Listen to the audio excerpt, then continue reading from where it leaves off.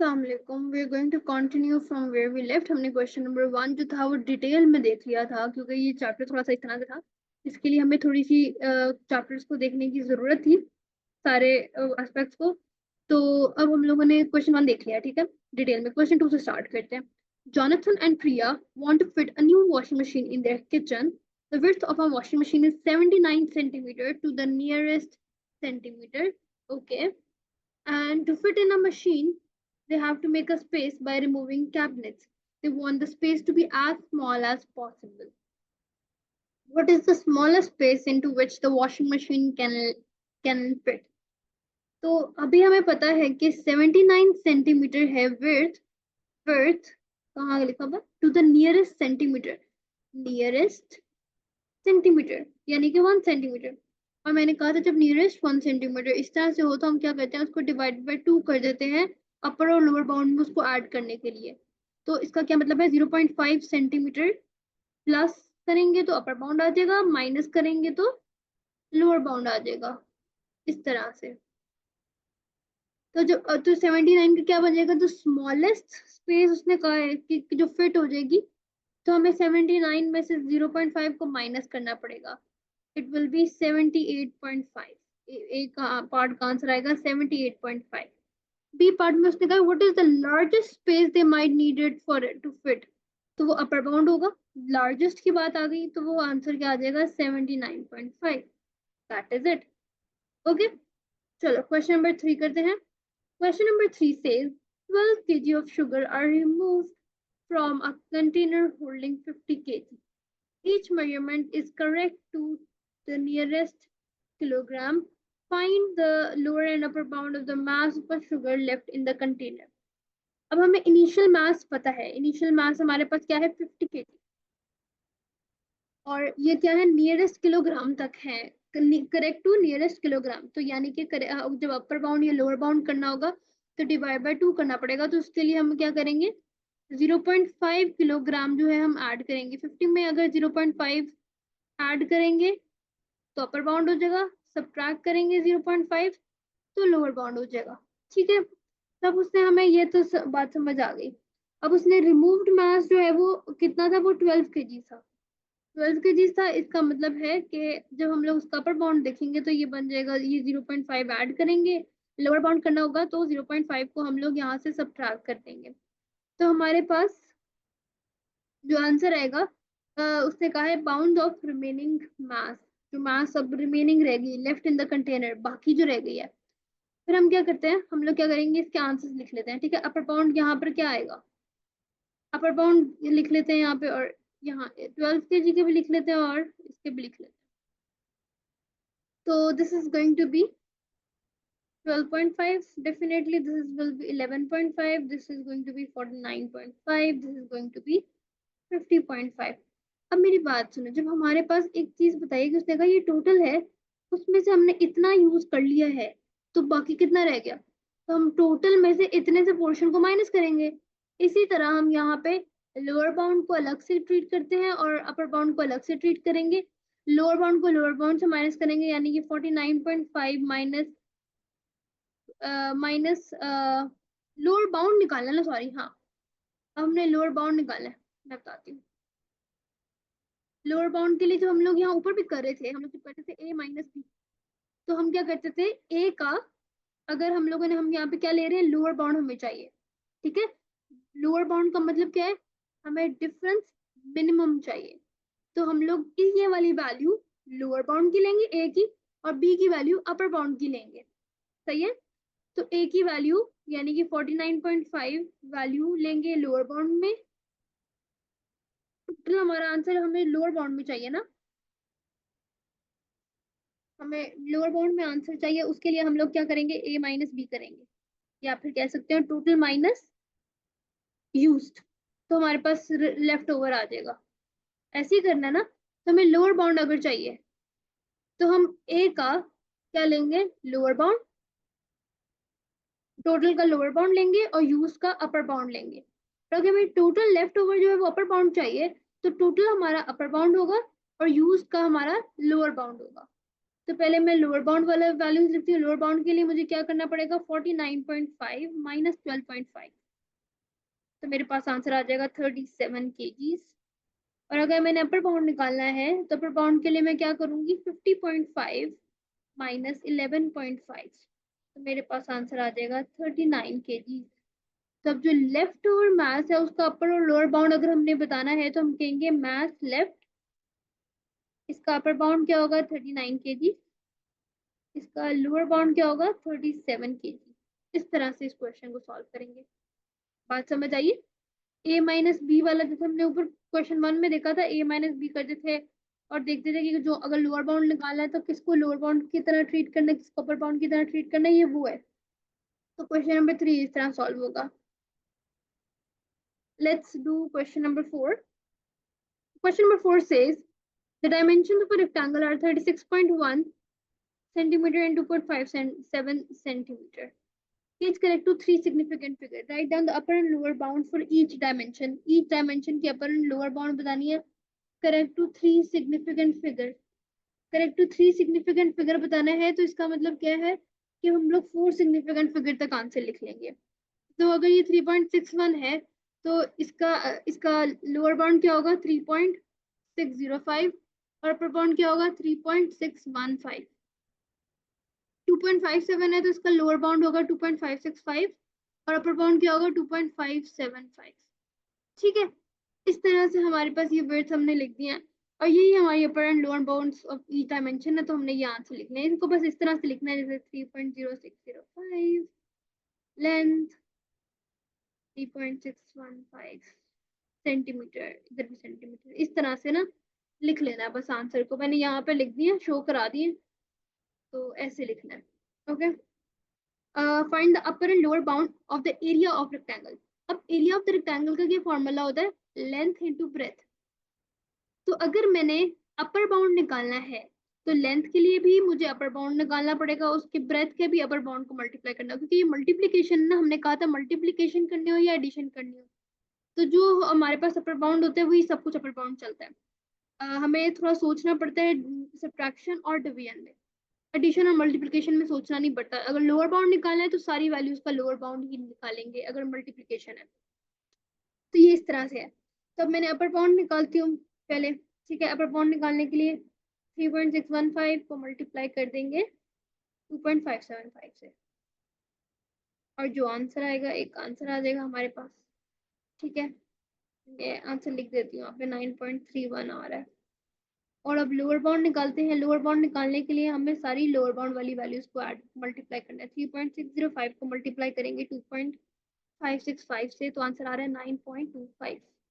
ठीक है, तो अब हमने जो आंसर लिखना है अपर एंड लोअर बाउंड्स का, तो हम लोग क्या लिखेंगे 9.25 centimetre square less than and equal to area less than 9.31 centimetre square. सही है, ये हो गया।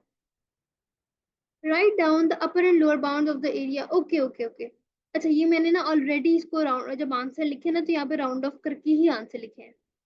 तो इससे पहले 9 पॉइंट जो आंसर था 9.25 नहीं आ रहा था, 9.24 समथिंग आ रहा था, 246 आई थिंक था, कुछ इस तरह से लंबा आ रहा था। तो उस तरह से लंबा आंसर लिखना है। ठीक है, मतलब फुल सारी वैल्यूज लिखनी है बी पार्ट में। सी पार्ट में उसको इस तरह से आंसर लिखना है, ये 3 सिग्निफिकेंट फिगर में करके। इधर 3 सिग्निफिकेंट, बी पार्ट में 3 सिग्निफिकेंट फिगर में आंसर नहीं लिखना, बी पार्ट में लंबा ही आंसर लिखना है, जितनी वैल्यूज आ रही है वो सारी लिखनी है और ई पार्ट में उसको 3 सिग्निफिकेंट फिगर पे रिस्ट्रिक्ट कर देना है। चलो, let's move on to question number 5। It says the mean radius of the earth is 6378 kilometers to the nearest kilometer. Assume that the earth is a sphere. Find the upper and lower bounds for the surface of earth in kilometer square. ठीक है, तो हमें radius पता है 6378 है, nearest kilometre में, nearest kilometre क्या मतलब है, डिवाइड बाय 2 करेंगे तो हमें पता चल गया 0.5 किलोमीटर जो है, हमने वो ऐड और सब्ट्रैक्ट करेंगे तो हमें इसकी बाउंड्स बन जाएंगी। तो इसकी बाउंड हम बना लेते हैं। 6378 है तो इसका ग्रेटर क्या होगा 6378.5 और लेस देन क्या होगा 6377.5। सही है, ये हमने बना लिया खुद ही से। तो अब क्या है, सरफेस एरिया बताना है अर्थ का। तो अर्थ का सरफेस एरिया बताने के लिए हम लोग क्या करेंगे, वन सेकेंड। अर्थ का सरफेस एरिया हमने अगर करना है तो उसके लिए क्या करना है, उसके लिए हमें फॉर्मूला पता होना चाहिए। सरफेस एरिया ऑफ अर्थ क्या होगा, स्फीयर का सरफेस एरिया 4πr²। ओके, तो अगर हमने जब अपर बाउंड लेना है, अब ये देखो फॉर्मूला यहाँ लिखेंगे ना, सरफेस एरिया 4πr²। अब देखो कि इसको हम लोग क्या करें, आपस में मल्टीप्लाई करें, और मल्टीप्लीकेशन में हमने कहा था कि सारों में अगर हमें अपर बाउंड चाहिए तो हमने अपर बाउंड वाली वैल्यू यूज करनी है। तो अपर बाउंड के लिए हम लोग अपर बाउंड वाली वैल्यू यूज करेंगे, जो कि है 6378.5²। ठीक है, तो हमारे पास आंसर आ रहा है 5112666084। ठीक है, किलोमीटर स्क्वायर। और अगर मैंने लोअर बाउंड निकालनी है तो उसके लिए मैं लोअर बाउंड की वैल्यू यूज कर लूंगी, 6377.5²। तो हमारे पास 51110578 किलोमीटर स्क्वायर आंसर आ रहा है। तो हमारे पास जो फाइनल आंसर हम लिखेंगे ना, वो इस तरह लिखेंगे, सरफेस एरिया, यहाँ पे हम लोग ये अपर बाउंड लिख देंगे, जो ये अपर बाउंड, ये जो यहाँ पे वैल्यू लिखी ना, ये अपर बाउंड इधर आ जाएगा, यहाँ पे लोअर बाउंड आ जाएगा। इस तरह से ए पार्ट हो जाएगा। ठीक है, अब हमने अगर बी पार्ट करना है तो बी पार्ट के लिए मैं यहाँ से चीजें रिमूव करती हूँ। अब बी पार्ट के लिए बी पार्ट का फॉर्मूला यूज करेंगे। वॉल्यूम का फॉर्मूला क्या होता है, वॉल्यूम का फॉर्मूला ऑफ अ स्फीयर होता है 4/3πr³। ठीक है, तब ये भी अगर इसको देखा जाए तो इसमें भी हम लोग सारी चीजें मल्टीप्लाई कर रहे हैं आपस में, तो हमें इसमें भी अगर अपर बाउंड है तो हमें अपर बाउंड की वैल्यू ही यूज करनी है। कुछ भी नहीं करना, बस वैल्यू को सब्सटीट्यूट करना है। 4/3π है, और फिर r³ में क्यूब की वैल्यू लिख देनी है 6378.5। अब मुझे बताओ, अगर लोअर बाउंड होता तो उसमें क्या करते हैं, यहाँ पे 6377.5 लिख के आंसर लिख देते, जैसे हम लोगों ने यहाँ पे वॉल्यूम बीच में लिखते, यहाँ पे लोअर बाउंड लिख देते, लोअर बाउंड की वैल्यू यहाँ पे अपर बाउंड की वैल्यू लिख देते, बस। ये क्वेश्चन 5 के बी में करना था। ठीक है, मैं यहाँ पर छोड़ रही हूँ, अगर नहीं समझ आता क्वेश्चन तो मुझसे पूछ लेना, otherwise I think you will be good to go. Now let's move on to question number 6. A cup holds 200 milliliter to the nearest milliliter, and the large container holds 686 liter to the nearest liter. What is the largest possible number of cupfuls of water needed to fill the container? What is the smallest number of cupfuls? तो अब हमारे पास यहाँ पे nearest millilitre है, इसका मतलब है 0.5 millilitre का ख्याल रखना है। यहाँ 86 litre to the nearest litre है, इसका मतलब है 0.5 लीटर का ख्याल रखना है। तो अब हम लोगों ने निकालना है लार्जेस्ट नंबर ऑफ कपफुल्स। तो एक सेकेंड, अगर हम लोग क्या करेंगे कि लोअर लोअर बाउंड को देखेंगे या फिर अपर बाउंड को देखें, तो दोनों में हमें क्या करना होता है कि हम लोग टोटल में से, यानी कि जो टोटल वो होल्ड कर सकता है, डिवाइडेड बाय जितना कप है, सही है, कंटेनर ओवर कप बेसिकली।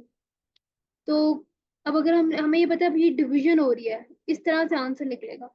अब डिवीजन में हम लोग क्या करते हैं, अगर हमने लोअर बाउंड निकालना है तो हम लोग इसकी इसकी वैल्यू जो है वो अपर बाउंड वाली लेंगे। ठीक है, लोअर बाउंड लेना है तो यहाँ पे हम लोग कंटेनर की वैल्यू लोअर बाउंड वाली लेंगे और कप की वैल्यू अपर बाउंड वाली लेंगे। और अगर हमें अपर बाउंड लेना है तो कंटेनर की वैल्यू हमारी अपर बाउंड वाली होगी और कप की वैल्यू लोअर बाउंड वाली होगी। तब हमारे पास ये एक 200 मिलीलीटर में है और 1 लीटर में है, तो हम क्या कहते हैं कि दोनों को मिलीलीटर में कन्वर्ट कर लेते हैं। दोनों को मिलीलीटर में कन्वर्ट करेंगे तो हम उसका एग्जैक्ट उसका कंपैरिजन कर सकते हैं ना। तो हम लोग क्या करेंगे कि सबसे पहले कप के लिए मैं यहाँ पे ना रेंज को लिख लेती हूँ ना, 200 मिलीलीटर है कप में, तो अगर बिगर होगा तो 200.5 हो जाएगा। स्मॉलर लोअर बाउंड के लिए क्या हो जाएगा, 199.5। अब हमारे पास जो 86 लीटर्स है, तो ये क्या हो गए 8600 मिलीलीटर्स, और ये हमने मतलब इस लीटर्स को मिलीलीटर्स में कन्वर्ट किया है, और इसको करना है to the nearest litre. To the nearest litre का मतलब क्या होगा, मिलीलीटर में कन्वर्ट जो कर रहे हैं, तो वो हो जाएगा 86,500, और लेस देन हो जाएगा 85,500 मिलीलीटर्स। तो अब अगर हमने इसका, अब मैं यहाँ पे अभी इसको इरेज कर रही हूँ। अब अगर मैं अब लोअर बाउंड निकालना चाह रही हूँ, लोअर बाउंड के लिए मैं क्या करूंगी, 85,500 यूज करूंगी डिवाइडेड बाय 200.5 यूज करूंगी, तो मेरे पास आंसर आ जाएगा 46.4 और अगर मुझे अपर बाउंड निकालना है तो मैं क्या यूज करूंगी, 86,500 डिवाइडेड बाय 199.5, तो आंसर आ जाएगा 433.6। तो ये अब उसने कहा स्मॉलेस्ट पॉसिबल नंबर्स कितने होंगे, smallest possible number of cups होंगे 426। ठीक है, तो लोअर बाउंड को हम लोग यूज करेंगे, तो बस हमारे पास ये आंसर आ जाएगा, that's it. Now let's do question number 7। Question number 7 says, a straight road slopes steadily upwards if the road rises 8 meters to the nearest meter over a horizontal distance of 120 meters given to the nearest 10 meter. What is the maximum possible gradient of the road? What is the minimum possible gradient? Give your answer to 3 significant figures. तो अब हमारे पास उसने जो rise दी है that is 8 metres, अब हमने उसके to the nearest metres की बात कर रहे हैं। इसका अगर अपर बाउंड करेंगे तो वो क्या बन जाएगा 8.5, लोअर बाउंड क्या बन जाएगा 7.5। अब 120 मीटर का डिस्टेंस है, इसका नियरेस्ट 10 मीटर्स है, तो यानी इसको हम 5 मीटर्स के साथ देखेंगे, तो अपर बाउंड क्या हो जाएगा 125 और लोअर बाउंड क्या हो जाएगा 150। अब उसने कहा है मैक्सिमम पॉसिबल ग्रेडियंट।